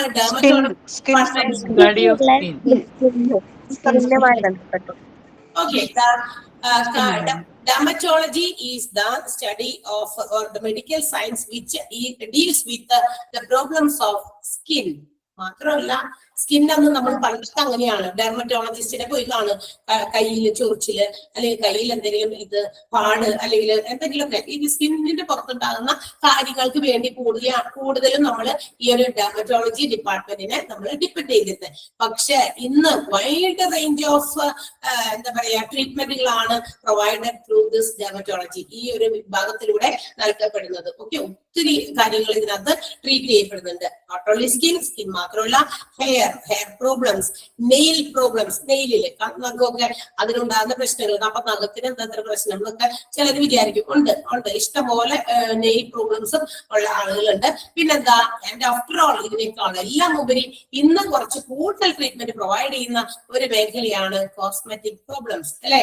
അതായത് നമ്മൾ എന്താ പറയാ, ഒത്തിരി ഇന്നത്തെ കുട്ടികളൊക്കെ തന്നെ നമ്മൾ കാണുമ്പോൾ അറിയാം, അല്ലെ? ഒരുപാട് മേക്കപ്പ് മെറ്റീരിയൽസ് ഒക്കെ അവർ ഉപയോഗിക്കുന്നു, കോസ്മെറ്റിക്സ് ഒക്കെ ഉപയോഗിക്കുന്നു. അതിന്റെ ഫലമായിട്ടുണ്ടാകുന്ന അതിന്റെ ആഫ്റ്റർ ഇഫക്റ്റ് ഒരുപാട് ഇങ്ങനെ മാറി പുതിയ അഡ്വർടൈസ്മെന്റ് കാണുമ്പോൾ എല്ലാവരും അത് ഉപയോഗിച്ചാൽ അവരെ പോലെ അതൊന്ന് നമ്മളെയൊക്കെ പറ്റിക്കാനല്ലേ പറ്റുള്ളൂ അവർക്ക്. അപ്പൊ കമ്പനിക്കാർ ഇങ്ങനെ ഓരോ പുതിയ രീതിയിൽ കുറെ കാശ് കൊടുത്ത് കുറെ നല്ല സൂപ്പർ ഹിറ്റ് ആകുന്ന രീതിയിലുള്ള അഡ്വർടൈസ്മെന്റ്സ് ഉണ്ടാക്കും. ഇതൊക്കെ ആരെ നമ്മളെ കളിച്ച് പറ്റിക്കാമെന്ന് അവർക്ക് ഐഡിയ ഉണ്ട്. So they can increase there profit. അവരുടെ കമ്പനിയുടെ ലാഭമൊക്കെ വർദ്ധിപ്പിക്കാൻ മനുഷ്യന്മാരെ പറ്റിച്ച് പറ്റുമെന്ന് മനസ്സിലാക്കുന്നത് കൊണ്ട് എന്ത് ചെയ്യും, ഇതൊക്കെ ഇങ്ങനെ കുറെ പരസ്യങ്ങളെ കാണും. അത് കണ്ട് നമ്മൾ എന്ത് ചെയ്യുന്നു, ഇനി പരസ്യം ഇതിലൂടെ മാത്രമല്ല, ഇപ്പയാണെങ്കിലും കുറെ ആൾക്കാർ ഇതിനെ എന്താ പറയാ എൻകറേജ് ചെയ്യുന്ന രീതിയിൽ ഇതിന്റെ കുറെ ഇവര് കൊടുക്കുന്ന പരസ്യങ്ങൾ കൂടാതെ അവരുപയോഗിച്ചു എന്ന് പറഞ്ഞിട്ട് കുറെ ആൾക്കാർ ഇപ്പൊ ഈ യൂട്യൂബും ഇതൊക്കെ ഒത്തിരി ആളുകൾ ഹാൻഡിൽ ചെയ്യുന്നുണ്ട് ഈ ഒരു മീഡിയനെ. കാരണം അവർക്കൊക്കെ ഓരോ പേജസ് അവർ സ്റ്റാർട്ട് ചെയ്തിട്ട് അവരിങ്ങനെ കുറെ കാര്യങ്ങൾ അപ്ലോഡ് ചെയ്തുകൊണ്ടിരിക്കുക ഇടയ്ക്കിടയ്ക്ക്. അപ്പൊ അവരുടെ റീച്ച് കൂട്ടാനും അപ്പൊ അവരെ സപ്പോർട്ട് ചെയ്ത് ആ പറയുന്ന സാധനം ഉപയോഗിച്ചാൽ ഞാനും ഇങ്ങനെ ഉപയോഗിച്ച് നോക്കി ഇങ്ങനെയാണ് അങ്ങനെയാണെന്നൊക്കെ പറഞ്ഞിട്ടൊക്കെ ഓരോ പരസ്യം കൊടുക്കുമ്പോൾ നമ്മൾ അതൊക്കെ വാങ്ങിച്ച് കണ്ണീ കണ്ടതൊക്കെ വാങ്ങിച്ച് ഇങ്ങനെ മാറ്റിയൊക്കെ ഉപയോഗിക്കുമ്പോ ഈ പറയുന്ന കാര്യങ്ങൾ കൊണ്ട് നമ്മുടെ ഫേസിലേക്ക് ഇതൊക്കെ അപ്ലൈ ചെയ്ത് ത്രികോണമുള്ള മുഖമാണ്. അപ്പൊ അതിനകത്തേക്ക് ഇത് മുഴുവൻ അപ്ലൈ ചെയ്തിട്ട് പറ്റും. പല രീതിയിലുള്ള പ്രശ്നങ്ങൾ ഫേസ് ചെയ്യും. കുറെ പിമ്പിൾസ് മാറാതാകുക, പിമ്പിൾസ് വന്നിട്ട് അതൊക്കെ എന്താ പറയാ പൊട്ടിച്ചും അതിനെയൊക്കെ ഭയങ്കര കറുത്തുപാടുകളാകുക. മേക്കപ്പ് ഇല്ലാതെ കണ്ടു കഴിഞ്ഞാൽ ചിലപ്പോ വേറെ ഏതെങ്കിലും പോലെ ആകും, അല്ലെ? അപ്പൊ അത്തരം പ്രോബ്ലംസിനൊക്കെ ഇന്ന് ഉണ്ട് എവിടെ ഡെർമറ്റോളജിയിൽ ട്രീറ്റ്മെന്റ് ഉണ്ട്. അപ്പൊ അവരോട് പറഞ്ഞു കഴിഞ്ഞാൽ അവരതിനുള്ള സൊല്യൂഷൻസ് പറഞ്ഞു തരും. അപ്പൊ ഇത് നമുക്ക് ഒഴിവാക്കാൻ പറ്റാത്ത കാര്യമാണ് ഈ കോസ്മെറ്റിക് ഒക്കെ. ഇനിയൊന്നും അതിനൊന്നും നമുക്ക് പിടിച്ചു കെട്ടാൻ പറ്റില്ല. കാരണം അങ്ങനെയാണ് അത്. നമ്മള് പറഞ്ഞല്ലോ, നാട് ഓടുമ്പോ നടുവേ ഓടണം എന്നൊക്കെ കേട്ടിട്ടുണ്ടല്ലോ. അപ്പൊ ആളുകൾ അങ്ങനെയായി മാറിക്കഴിഞ്ഞു. അപ്പൊ ഇനി അതിലൊക്കെ നമുക്ക് ഒരു ഇച്ചിരി കൺട്രോൾ കൊണ്ടുവരാൻ പറ്റുമോ എന്നൊക്കെ ചോദിച്ചു കഴിഞ്ഞാൽ ഇല്ല. പക്ഷെ ഇതൊക്കെ ഉപയോഗിക്കാൻ വേണം. ഇതിന്റെ ആഫ്റ്റർ എഫക്റ്റ് കൊണ്ട് ഉണ്ടാകുന്ന രോഗത്തിന് ഇപ്പൊ എല്ലാം ആ രീതിയിൽ തന്നെയാണ്. നമ്മൾ എന്ത് ചെയ്യുന്നു, നേരത്തെ ഞാൻ പറഞ്ഞു, കാർഡിയോളജിയിൽ പറഞ്ഞല്ലോ, നമ്മൾ ഒരുപാട് നമ്മളുടെ ഫുഡ് ഹാബിറ്റ്സിൽ ഉണ്ടാകുന്ന ചേഞ്ചസ് നമ്മൾക്ക് ഒരുപാട് ഡിസീസസ് കൊണ്ടുവരുന്നുണ്ട്. അപ്പൊ അത് തന്നെയാണ് നമ്മള് പണ്ടൊക്കെ ഈ പാടത്തും പറമ്പിലൊക്കെ പോയിട്ട് എന്ത് ചെയ്യാം, കിളച്ചും ഒക്കെ നമ്മൾ കഴിക്കുന്ന ഫുഡിനുള്ള കലോറീസിനെയൊക്കെ നമുക്ക് റിമൂവ് ചെയ്ത് കളയാൻ സാധിക്കും, ബേൺ ചെയ്ത് കളയാൻ പറ്റുമായിരുന്നു. പക്ഷെ ഇന്ന് നമ്മൾ ഇത്തിരിയേ കഴിക്കുന്നുള്ളൂ. പക്ഷെ അതുപോലും ബേൺ ചെയ്ത് കളയാൻ നമുക്ക് പറ്റുന്നില്ല. കാരണം നമുക്ക് സമയമില്ലല്ലോ, നമുക്ക് ജോലി തിരക്കാണ്. അപ്പൊ അങ്ങനെ വന്നു കഴിഞ്ഞപ്പോ ഇത് മുഴുവൻ നമ്മുടെ ശരീരത്തിൽ ഇങ്ങനെ പല കാര്യങ്ങളായിട്ട് ബിൽഡപ്പ് ചെയ്യും. കൊളസ്ട്രോൾ, ഫാറ്റ്, ഷുഗർ എന്നൊക്കെ പറഞ്ഞിട്ട് അവിടെ കിടന്ന് ബിൽഡപ്പ് ചെയ്യും. ഇതൊക്കെ ആവശ്യത്തിന് നോർമൽ സ്റ്റേജിൽ എല്ലാവർക്കും ഇതൊക്കെ വേണം. ഒരു ആവറേജ് ലെവലിൽ എല്ലാ കാര്യങ്ങളും നമുക്ക് വേണം. പക്ഷെ ബിയോണ്ട് ദാറ്റ്, അതിനേക്കാൾ അപ്പുറമായി പോയി കഴിയുമ്പോൾ അതാണ് നമ്മൾ എന്ത് വിളിക്കുക, ഫാറ്റായി, അല്ലെങ്കിൽ ഷുഗർ കൂടി, അല്ലെങ്കിൽ കൊളസ്ട്രോൾ കൂടി എന്നൊക്കെ പറഞ്ഞു വരിക. അപ്പൊ ഇതൊക്കെ ഇങ്ങനെ നമുക്ക് പറ്റുന്നതിന്റെ കാരണം. അപ്പൊ ആ ഒരു ആവറേജിനെ മറികടന്ന് പോകുമ്പോഴാണ്. അതുപോലെ തന്നെ ഡെർമറ്റോളജിയിലൂടെ അപ്പൊ ഇതൊക്കെ നമുക്ക് നമ്മുടെ ശരീരത്തിലേക്ക് നമ്മൾ അപ്ലൈ ചെയ്യും. പിന്നെ അത് കളയാൻ വേണ്ടിയിട്ട് കൊണ്ടുപോയി കാശ് വേറെ സ്ഥലത്ത് കൊടുക്കേണ്ടി വരും. അപ്പൊ അതൊക്കെയുള്ള പ്രോബ്ലംസ്. അപ്പൊ സ്കിൻ മാത്രമല്ല, skin, hair, nails and also cosmetic problems, ഇതൊക്കെ ഈ ഒരു ഡിപ്പാർട്ട്മെന്റിലാണ് എന്ത് ചെയ്യുന്നത്, ക്യൂർ ചെയ്യപ്പെടുന്നത്. അല്ലെങ്കിൽ അങ്ങനെയുള്ള എന്തെങ്കിലും പ്രോബ്ലംസ് ഉണ്ടെങ്കിൽ you have to go to this dermatology department. Clear ആണോ? Yes, ma'am. Yes. Okay, and the next one. Okay, then outpatient services provide ചെയ്യുന്നത് next one is ENT, ear, nose and throat. Okay, ear, nose and throat ആണ് അടുത്ത department. ആരും unmute ചെയ്തിട്ടുണ്ട്? Okay, അപ്പോ year, nose, throat ആണ്, അല്ലെ? ENT-യിലൊക്കെ പോവാത്ത ആൾക്കാരൊന്നും ഉണ്ടാവില്ല. ഇത് ആ പേര് പോലെ തന്നെ എന്താണ്, ear, nose, throat problems clear ചെയ്യപ്പെടുന്ന ഡിപ്പാർട്ട്മെന്റ് ആണ്. ഇയർ, നോസ്, ത്രോട്ട് ക്ലിയർ ചെയ്യപ്പെടുന്ന ഡിപ്പാർട്ട്മെന്റ് എന്ന് പറയുമ്പോൾ കണ്ണിലെ ചൊറിച്ചില്, കണ്ണുവേദന, അതുപോലെ ചെവിയില് ചൊറിച്ചില്, ചെവി വേദന, പിന്നെ നോസ്, മൂക്ക് അടപ്പ്, തുമ്മല്, അങ്ങനെയുള്ള കാര്യങ്ങള്. പിന്നെ ഓക്കെ പറയാം, അതിലേക്കും നമ്മൾ എത്തിയിട്ടില്ല. പ്ലീസ് ഫർസാന, അവിടേക്കൊന്നും നമ്മൾ എത്തിയിട്ടില്ല. നമ്മൾ ജസ്റ്റ് ഒന്നൊരു ഔട്ട്ലൈൻ പോലെ പറഞ്ഞു പോകുന്നുള്ളൂ. അതിന്റെ ടോപ്പിക്കിലേക്ക് എല്ലാം പോയിക്കണം. ഞാനിവിടെ ഡിസ്പ്ലേ ചെയ്തിരിക്കുന്നത് ഒരു ടേബിൾ ആണ് ഇവിടെ. ആ ടേബിളിൽ നിന്ന് മാത്രമേ ഞാൻ പറയുന്നുള്ളൂ. ഓക്കെ, അല്ലെങ്കിൽ താഴേക്ക് വരുമ്പോ യു വിൽ ഡിസ്കസ് ഇറ്റ്. പേടിക്കണ്ട, നിങ്ങള് ഇതൊക്കെ പറഞ്ഞേ പോകുള്ളൂ. ഓക്കെ, അപ്പൊ നമുക്ക് കണ്ണില് ഇയറില്, കണ്ണാണ് എപ്പോഴും പറഞ്ഞത്, ഇയറില് നോസില് ത്രോട്ടിൽ ഉണ്ടാകുന്ന ചില പ്രോബ്ലംസ്, തൊണ്ടവേദന, തൊണ്ടയടപ്പ്, ഇത് മാത്രമല്ല കേട്ടോ, വൈഡ് റേഞ്ച് ഓഫ്. ഇപ്പൊ അവിടെ ഫർസാന ചോദിച്ചുകൊണ്ടിരിക്കുന്നത് ഡയബറ്റോളജിയില് ഒരു സാധനത്തിന്റെ പേര് പറഞ്ഞു, അത് അവിടെ ഉണ്ട്, പറയാം, ഞാൻ തന്നെ പറഞ്ഞോളൂ. അത് പക്ഷെ അവിടെ ഞാൻ പറഞ്ഞില്ല എന്ന് മാത്രമാണ്. കാരണം നമുക്ക് ഫെമിലിയർ ആയിട്ടുള്ള കാര്യങ്ങളെ ഒന്ന് കണക്ട് ചെയ്ത് നിങ്ങളിലേക്ക് ഒന്ന് എത്തിക്കുക. ഇനി ബാക്കി അതിന്റെ അപ്പുറവും ഉണ്ട് എന്ന് കാണിക്കുന്നത് വേറെ പറയും. ഓക്കെ, അപ്പൊ ഇതുപോലെ തന്നെയാണ് ഈ ഇയർ നോസ് ത്രോട്ടില്. നമ്മൾ ഈ പറയുന്ന ചെവി വേദനയ്ക്കോ അല്ലെങ്കിൽ എന്താ പറയാ ചെവി കേൾക്കാൻ പറ്റുന്നില്ല, ഇങ്ങനെയുള്ള പ്രോബ്ലംസ്, മൂക്കിൽ ദശ വളരുക, പിന്നെ എന്താ പറയാ മൂക്ക് ചൊറിച്ചില്, അങ്ങനെയൊക്കെ, പിന്നെ തൊണ്ടവേദന, നമുക്ക് കഴിക്കാൻ പറ്റുന്നില്ല, അങ്ങനെയുള്ള പ്രോബ്ലംസ്, ഇത് മാത്രമൊന്നുമില്ല. there are a wide varieties of diseases which is cured under ENT. ഇതിനകത്ത് എന്താ പറയാ ചില ക്യാൻസേഴ്സ് വരെയൊക്കെ ക്യൂർ ചെയ്യപ്പെടുന്ന രീതിയിലാണ് നമ്മളുടെ ENT വിഭാഗം ഇന്ന് പ്രവർത്തിക്കുന്നത്. വെറുതെ തൊണ്ട ചൊറിച്ചിലോ അല്ലെങ്കിൽ ചെവിവേദനയോ ഒക്കെ മാത്രമല്ല ഇവിടെ ക്യൂർ ചെയ്യപ്പെടുന്നത്, അല്ലെങ്കിൽ അതിനുള്ള ട്രീറ്റ്മെന്റ് മാത്രമല്ല ഇവിടെ പ്രൊവൈഡ് ചെയ്യുന്നത് എന്നുള്ളത് നമുക്ക് പോകെ പോകെ അതിന്റെ ബാക്കി ഭാഗം വായിക്കുമ്പോൾ മനസ്സിലാകും. Is it clear? ക്ലിയർ ആയോ? ഓക്കെ, നമുക്ക് ഡീറ്റെയിൽഡ് ആയിട്ട് പഠിക്കാനുള്ളതാണ് മെഡിക്കൽ ഡിപ്പാർട്ട്മെന്റിലെ ഔട്ട് പേഷ്യന്റ് സർവീസസ്.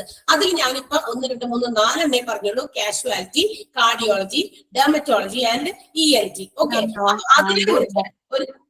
അതിനെ കുറിച്ച് നമ്മൾ ഒരു കുഞ്ഞു എക്സ്പ്ലനേഷൻ ആ 4 എണ്ണത്തിനെ കുറിച്ച് ഒന്ന് നോട്ട് ചെയ്ത് വെക്കാം. I'm going to stop up to this. ഇവിടെ വരെ നമ്മൾ നിർത്തുകയാണ്. ഇനി പറഞ്ഞു ഞാൻ മിസ് സെക്കൻഡ് ഒന്നും കൂടി കാർഡിയോളജി ഒന്ന് പറഞ്ഞു തരാ ചുരുക്കിക്കൊണ്ട്. പറയാം. ആദ്യം ഈ നോട്ട് ഒന്നുകൂടെ എഴുതി കഴിയട്ടെ, എന്നിട്ട് പറഞ്ഞുതരാം. ഓക്കെ, അപ്പൊ അതൊന്ന് കേൾക്കുക. ആ നോട്ട് വായിക്കുമ്പോ ആ നോട്ടിൽ ഞാനിപ്പോ പറയാൻ പോകുന്ന കാര്യം മാത്രം പറഞ്ഞാൽ മതിയായിരുന്നു.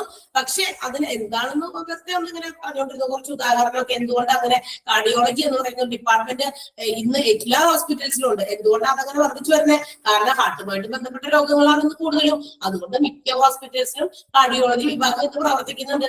അത്രേ ഉള്ളൂ. ഹാർട്ട് റിലേറ്റഡ് ആയിട്ടുള്ള പ്രോബ്ലംസിന് വേണ്ടിയിട്ടുള്ള ഡിപ്പാർട്ട്മെന്റ്. അത്രേ ഉള്ളൂ പറയട്ടെ. അപ്പൊ ഈ 4 എണ്ണമാണ് ഞാനിപ്പോ പറഞ്ഞുള്ളൂ. അതിനെ കുറിച്ച് ചെറിയ ഫ്രേസസ് ആയിട്ടൊന്ന് വേഗം ഒന്ന് നോട്ട് ചെയ്യാട്ടോ, അല്ലെങ്കിൽ സമയം പോകും. എടുത്തിടക്കണം വരെ നിങ്ങൾ ഏതാ ഹെഡിങ്? മെഡിക്കൽ ഡിപ്പാർട്ട്മെന്റ് എന്ന് എഴുതാം. ഞാൻ പറയുന്നത് പോലെ എഴുതി വെക്കാം. You give the heading medical department.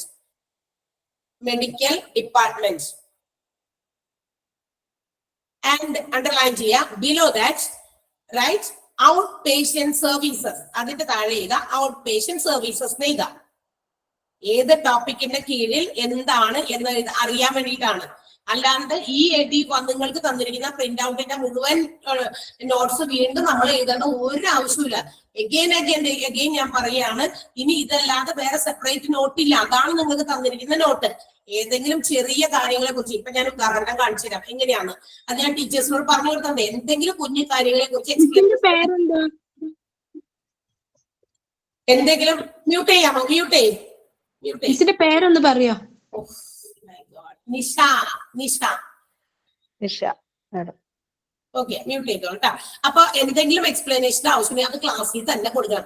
അവിടെ നിന്ന് എഴുതൂ, ഇവിടെ നിന്ന് എഴുതൂ, അങ്ങനെയാണ്, ഇവിടെ ഉണ്ട്, അപ്പുറത്തുണ്ട്, ഒന്നും നമ്മൾ പറയുന്നില്ല. ഒരു കാര്യം മാത്രമേ ഞാൻ പറഞ്ഞുള്ളൂ. ക്ലാസ്സിൽ ഡിക്റ്റേറ്റ് ചെയ്യുന്ന സമയത്ത് ഇഫ് യു കനോട്ട് ക്യാച്ച്, ഏതെങ്കിലും 1 or 2 പേർക്കൊക്കെ കിട്ടാവുന്നതുണ്ടാവുള്ളൂ.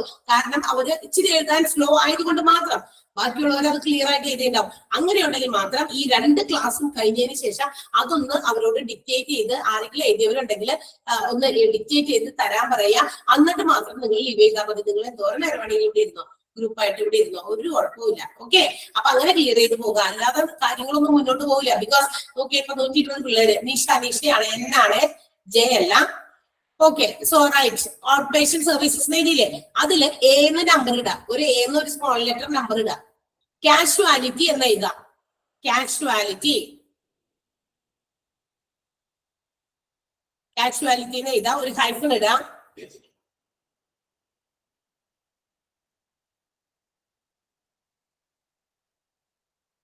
ദ ഡിപ്പാർട്ട്മെന്റ് കാഷ്വാലിറ്റി എന്ന് എഴുതിയിട്ട് ഒരു ചെറിയ ഹൈഫൻ ഇട്ടിട്ട് എഴുതാം. The department in which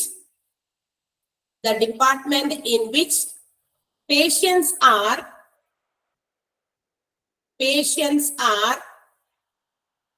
brought, BROUGHT, brought. Patients are brought by an ambulance,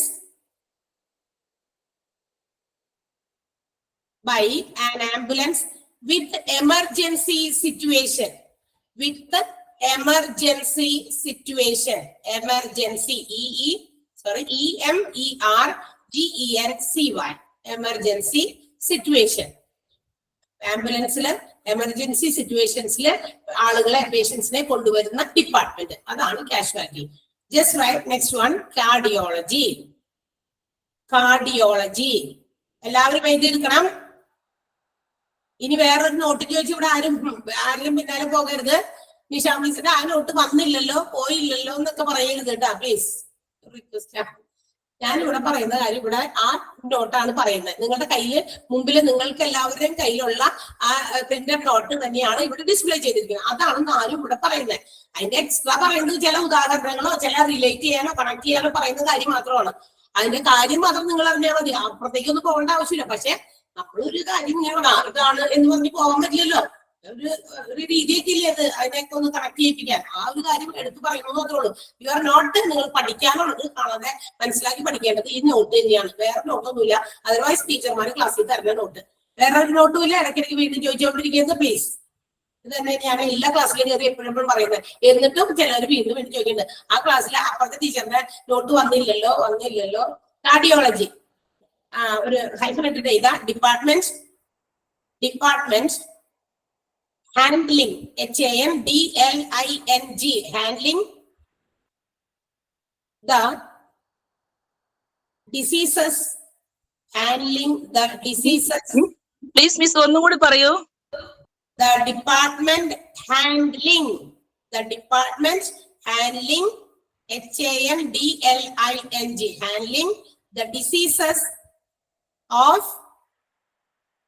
diseases of heart, HEART, heart,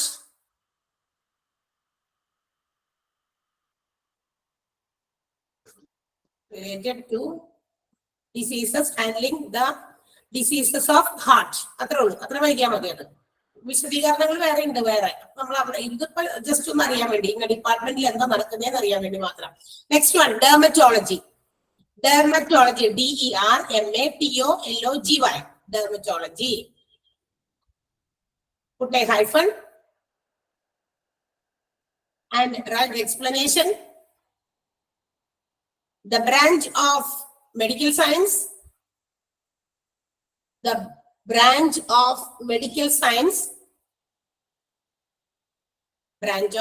science, dealing with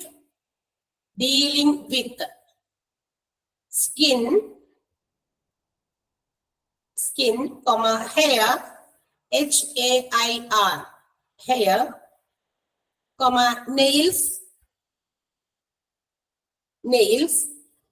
and cosmetic problems, COSMETIC, cosmetic problems. Hair, skin, nail, cosmetic problems എല്ലാം treat ചെയ്യുന്ന സ്ഥലം. And the next one, ear, nose, throat.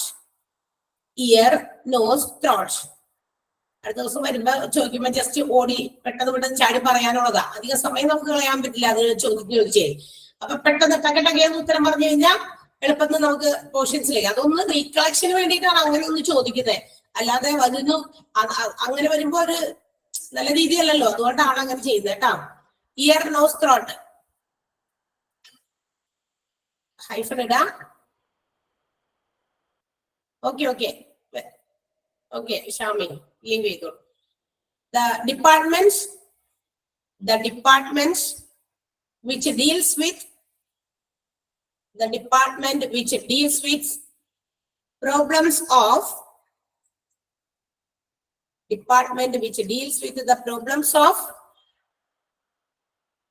ear, nose and throat. Ear, nose and throat. Ear, nose, throat സംബന്ധമായ എല്ലാ പ്രശ്നങ്ങൾക്കും പ്രതിവിധി കാണുന്ന ഒരു department, അതാണ് ENT. ഓക്കെ ആണോ? ക്ലിയർ ആയോ എല്ലാവർക്കും? ഓക്കെ പറഞ്ഞത് ക്ലിയർ ആയോ? എല്ലാവരുടെയും കയ്യിലേക്ക് എത്തിയില്ലേ? Okay okay. ഇനി യാതൊരു രീതിയിലുള്ള കൺഫ്യൂഷൻസും ഡൗട്ട്സും ഇല്ലല്ലോ റിഗാർഡിങ് എനിത്തിങ്? ഒന്നിനെ കുറിച്ചും ഇല്ല. ഓക്കെ. അപ്പൊ ഇങ്ങനെയായിട്ട് നമുക്ക് എല്ലാ കാര്യങ്ങളും ഭംഗിയായിട്ട് അങ്ങോട്ട് മുന്നോട്ട് പോകും ഇതുപോലെ. Okay, very good. നിങ്ങൾ എല്ലാവരും കറക്റ്റ് ആയിട്ട് എല്ലാവരും മ്യൂട്ട് ചെയ്തിട്ട് ഇരുന്നതുകൊണ്ട് സൗണ്ട് ഒന്നും ബ്രേക്ക് ചെയ്ത് പോകില്ല. ഇതുപോലെ നോട്ട്സും അതുപോലെ തന്നെയാണ്. ഞാൻ വീണ്ടും ഒന്നുകൂടി ടീച്ചേഴ്സോട് സ്ട്രിക്റ്റ് ആയിട്ട് പറയാം, ക്ലാസ്സിൽ തന്നെ ഇത്തരം എക്സ്ട്രാ നോട്ട്സ് ഉണ്ടെങ്കിൽ അത് ഒന്ന് ക്ലിയർ ചെയ്ത് കൊടുത്തിട്ട് തന്നെ പറയാൻ പാടുള്ളൂ. അപ്പൊ ആ ഒരു ലാസ്റ്റ് ഒരു 10 മിനിറ്റ്സ് അവർ അതിന് വേണ്ടി ഉപയോഗിക്കട്ടെ. നമുക്ക് it depends upon the class. നമ്മൾ എടുക്കുന്ന ടോപ്പിക്കിന്റെ നോട്ട്സ് കൊടുക്കാൻ എത്ര സമയം വേണമെന്ന് അവരത് കണ്ടെത്തി അവർ ചെയ്തു തന്നോളൂ. പറഞ്ഞിട്ടുണ്ട് ഞാൻ അവിടെ. അപ്പൊ അതനുസരിച്ച് അന്നേരം ആർക്കും ഇവിടെ കൺഫ്യൂഷൻസ് വരില്ല. ഇത് ഒരാൾ കൺഫ്യൂസ്ഡ് ആകുമ്പോൾ ആ കൺഫ്യൂഷൻ മറ്റുള്ളവരിലേക്ക് സ്പ്രെഡ് ചെയ്യും, അങ്ങനെ അത് ഇരട്ടിക്കും, അല്ലാതെ അത് കുറയൊന്നുമില്ല. ഓക്കെ, ക്ലിയർ ചെയ്യേണ്ടത് ക്ലിയർ ചെയ്യേണ്ട ആൾക്കാർ ചെയ്താലേ ശരിയാവുള്ളൂ. ഓക്കെ, ഇതില് പിന്നെ ഗൂഗിൾ ക്ലാസ്സിൽ ഒരു ക്വസ്റ്റ്യൻസ് പോലെ വരുന്നുണ്ടല്ലോ ദിവസവും. അത് കൊള്ളാം. അത് നിങ്ങൾ ആൻസർ ചെയ്യാനുള്ളതാ. ഓക്കെ, ചെയ്തിട്ടുണ്ട്. അത് ചോദിച്ചതാ, അതിനെപ്പറ്റി പറയാത്തോണ്ട് ചോദിച്ചതാ. അത് പറഞ്ഞിട്ടുണ്ട് ഇൻട്രൊഡക്ഷൻ ക്ലാസ്സിൽ പറഞ്ഞല്ല നമ്മള്. മിസ് പറഞ്ഞില്ലേ നിങ്ങൾക്ക് ഇൻട്രൊഡക്ഷൻ? മിസ് തന്നില്ലേ? ഞാനൊന്നും ആൻസർ ചെയ്തിട്ടില്ലല്ലോ, മിസ് പറഞ്ഞിട്ടില്ല, നമ്മളെ ഓർക്കുന്നില്ല. ഒന്നും ചെയ്തിട്ടില്ലോ. മിസ് അല്ല മിസ്സേ, അശ്വതി മിസ്സാ. മനസ്സിലായി, എനിക്ക് മനസ്സിലായി. ഞാൻ വേറെ ക്ലാസ്സിലാണ്. ഓക്കെ, അത് ഞാനാണ് സാധാരണ കൊടുക്കാറ്. പക്ഷെ അത് അശ്വതി മിസ് തന്നു. അപ്പൊ ഉണ്ട്, നിങ്ങൾക്ക് എല്ലാ ദിവസത്തെയും ക്ലാസ് കഴിയുമ്പോൾ ഓരോ ടീച്ചേഴ്സും എടുക്കുന്ന ടീച്ചേഴ്സിന്റെ ക്ലാസ്സിനുമായി ബന്ധപ്പെട്ടിട്ട് എന്ത് ചെയ്യും? അശ്വതി മിസ് പറഞ്ഞു കണ്ട പറയുന്നുണ്ട്. അപ്പൊ ഇല്ലേ, ക്ലാസ് കഴിയുമ്പോ ആ ടീച്ചേഴ്സിന്റെ ഓരോ എന്താ പറയാ 5 ക്വസ്റ്റ്യൻസ് ഒരു മോക്ക് ടെസ്റ്റ് പോലെ നിങ്ങൾ എന്ത് ക്യാച്ച് ചെയ്തു അന്നത്തെ ക്ലാസ്സിൽ എന്നറിയാൻ വേണ്ടിയിട്ട്, മാത്രമല്ല നിങ്ങളുടെ എക്സാമിലേക്ക് വേണ്ടിയിട്ടുള്ള ഒരു പ്രിപ്പറേഷൻസും രണ്ടിനും കൂടി വേണ്ടിയിട്ടാണ്. രണ്ടും കൂടി ഉദ്ദേശിച്ചിട്ടാണ് മോക്ക് ടെസ്റ്റുകളായിട്ട് ഡെയിലി അയച്ചു തരും. You have to answer it and submit. Answer ചെയ്യാം. ഓക്കെ, എന്താ ചെയ്യാം, ഒരാൾക്ക് മാത്രമായിട്ട് കിട്ടാതെ പോകുന്നില്ല. ഇനി ഒരു കാര്യം കൂടി, ഒറ്റ കാര്യം, അത് പറഞ്ഞപ്പോഴാണ് ഒരു കാര്യം ഓർത്തെ. അതെ, നമ്മള് നിങ്ങളുടെ ലിങ്ക്, നിങ്ങളുടെ ഗൂഗിൾ ക്ലാസ് റൂമിൽ നിങ്ങളെ ജോയിൻ ചെയ്തിപ്പിക്കുന്ന ഗുഡ് എന്താ പറയാ നിങ്ങളുടെ ഗൂഗിൾ ക്ലാസ് റൂമിൽ തന്നെ പോയി മാത്രം നിങ്ങളുടെ ക്ലാസ്സുകൾ എടുക്കുക, നിങ്ങളുടെ നോട്ടുകൾ എടുക്കുക, എല്ലാം കളക്ട് ചെയ്യുക. വേറെ ഏതെങ്കിലും ബാച്ചിലെ ആളുകളുടേത് കളക്ട് ചെയ്തിട്ട് ദയവ് ചെയ്ത് അത് ഞങ്ങൾക്ക് വന്നില്ല, അവർക്ക് അങ്ങനെയാണല്ലോ ഇങ്ങനെയാണ്, പ്ലീസ് പറയരുത്. കാരണം ഓരോ ക്ലാസ്സിലും നമ്മൾ ആ ഒരു അടുക്ക് ചിട്ടയില പോണേ. നിങ്ങൾ കൊണ്ടുവന്നിട്ട് ഇങ്ങനെ കൊളാക്കുന്ന രീതിയിൽ പറയരുത് പ്ലീസ്. ഇന്നലെ അങ്ങനെ എന്തോ ഒരു കാര്യം പറഞ്ഞു. ഓക്കെ, നിങ്ങളുടെ ഗൂഗിൾ ക്ലാസ് റൂമിലേക്കാണ് നിങ്ങളുടെ എല്ലാ നോട്ട്സും നിങ്ങൾക്ക് വേണ്ടതുള്ള വരിക. ആർക്ക്? നിങ്ങൾ ഈ 10:30 ക്ലാസ്സിൽ കയറിയിരിക്കുന്നത് നിങ്ങളുടെ കൂടെ പഠിക്കുന്നവരോ സുഹൃത്തുക്കളോ ആരെങ്കിലും വേറെ ബാച്ചസിൽ ഉൾപ്പെട്ടിട്ടുണ്ടാവും. അവരത് വാങ്ങിക്കില്ലേ? നിങ്ങൾക്ക് ഓരോരുത്തർക്ക് സെപ്പറേറ്റ്സ് ആണ്. പഠിപ്പിക്കുന്ന കാര്യങ്ങളൊക്കെ ഒന്ന് തന്നെ, തരുന്ന ക്വസ്റ്റ്യൻസ് നോട്ട്സ് ഒക്കെ ഒന്ന് തന്നെ. പക്ഷെ വ്യത്യാസം ഇത് വേറെ. ചിലപ്പോ ഒരിത്തിരി, ഞാൻ നേരത്തെ പറഞ്ഞു, ചിലപ്പോൾ ഒരു ടീച്ചർ എടുത്തതിന്റെ ഒരു ഇച്ചിരി കൂടി എക്സ്റ്റെൻഡ് ചെയ്ത് ആ ക്ലാസ്സിൽ പോയിട്ടുണ്ടാകും. നിങ്ങൾക്ക് ചിലപ്പോൾ അവിടെ വരെ എത്തിയിട്ടുണ്ടാവില്ല. ഒരിത്തിരി ടോപ്പിക്ക് കുറച്ച് കൂടുതൽ പറയേണ്ടി വന്നു ആ മറ്റേ ക്ലാസ്സിൽ. അപ്പൊ അതും കൂടി റിലേറ്റഡ് ആയിട്ടുള്ള ക്വസ്റ്റ്യൻ ആയിട്ട് ഇട്ടേക്കാം. നിങ്ങൾ അത് രണ്ടും കൂടി കൂട്ടി വായിച്ചു കഴിഞ്ഞാൽ ഒന്നും ചെയ്യാൻ പറ്റില്ല. സോ അതൊന്ന് ശ്രദ്ധിച്ചേക്കാം. Okay, bye, thank you. Thank you, ma'am. Bye. Bye. Thank you, ma'am. Thank you, ma'am. ഒരു ഡൗട്ട്. Thank you, ma'am. ഈ